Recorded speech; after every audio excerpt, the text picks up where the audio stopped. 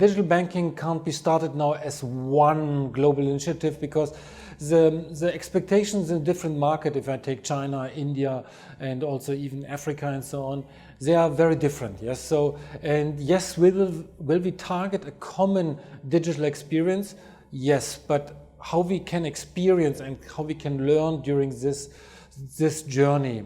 And this is now where we started. Yes, we have done in Africa, Côte d'Ivoire, a first fully digital bank where you can do everything just with the mobile, everything just in a digital fashion to get your money, your moving, and all of this transactions, behaviors, and so on. So that's one thing in Côte d'Ivoire where we started, and we are acting already productive since this year. Also in India, we are there active from real-time onboarding and how we make this journey. As I said, this is different starting points, how we creating the digital banking journey. The overall visionary target is very similar, yes. So, but how we are starting in the different market with our customer base that we are having there, our customer targets that we have in each of these markets, this is now exactly where we are evolving these different scenarios.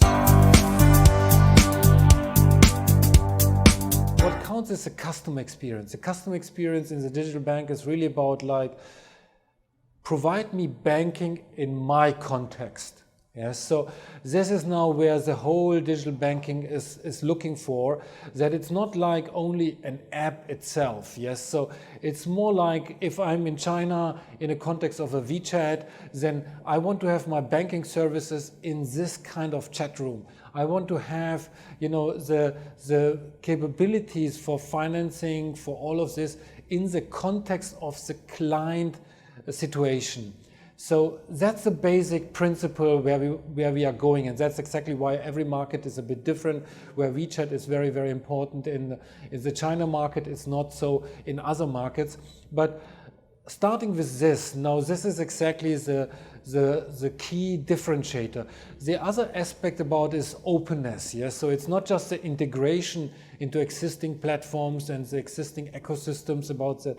It's also the openness, how we are enabling this kind of new services, in a sense of that we are not always creating through our digital banking the value proposition to the client, that we are also enabling others to create the value proposition. So that's a key point, how we want to go forward with digital banking to make it different, and to also enable the whole ecosystem to use our capabilities for banking. Yes.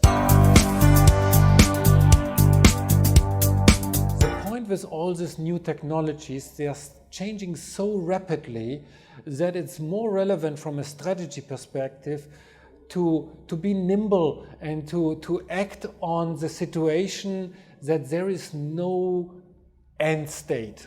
Yes, so the paradigm shift here means how we are acting fast on all of this change. When we are selecting today this technology, tomorrow we can change to a new technology.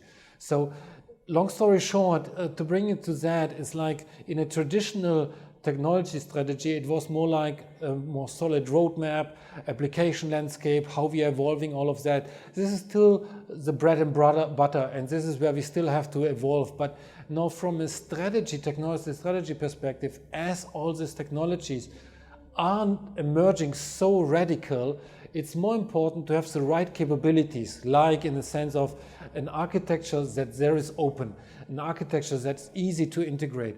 How we are evolving these capabilities from a teaming perspective, from the technology perspective, and even from a culture perspective, in a sense that we're bringing the process, all of this together, that when we are going to a new technology in AI, for example, then exactly this is where we can adapt fast and change. So that's the overall technology strategy behind this kind of new digital mindset, that you can't say, oh, now I have done a proper RFP, now I have selected one platform, and this platform is now for the next 5 to 10 years what I want to use for my technology. So that's exactly not the world anymore. The world is really going forward. You have to be really proactive in a sense to even change this. The point is now really to be flexible, to say, okay, now depending on this requirement, depending on this customer journey, okay, today we are focusing on that platform,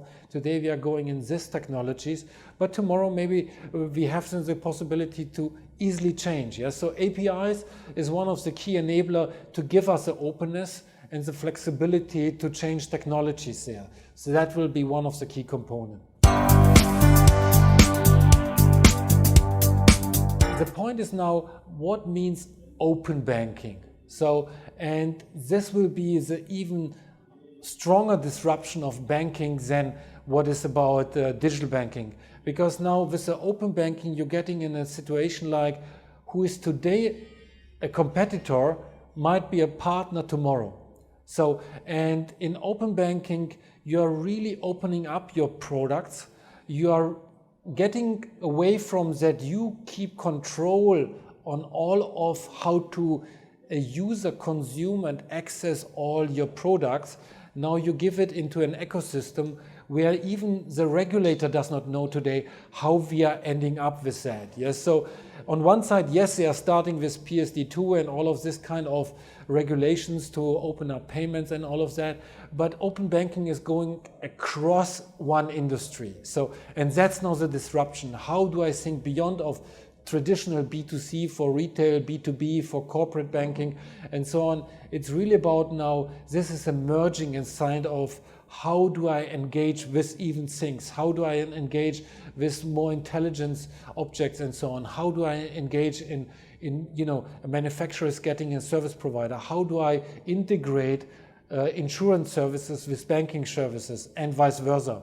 And how do I optimize this from a customer journey who's buying a house and they need insurance and all of this? So many of these things are evolving, who needs the digital banking because that's the foundation, but going beyond of that, because in this kind of marketplace, how we are opening up the services, what is on one side a threat to existing models, but on the other side also an opportunity to really exponentially grow in a different new network.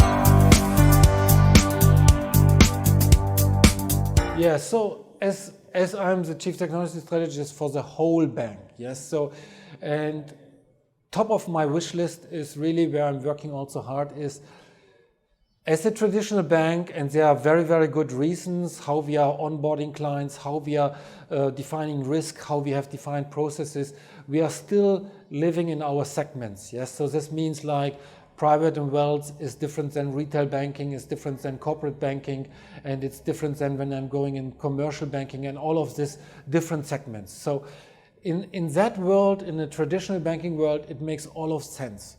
So my top wish is exactly now, what will be one banking when I'm really working in an open banking scenario, digital banking, what is not just retail banking, what is really about like providing one risk, one catalog of APIs, one product segment, what I'm really engaging with all my partners, with all my fintechs as well, what is not just to say, okay, this is only a retail partner and not a corporate partner.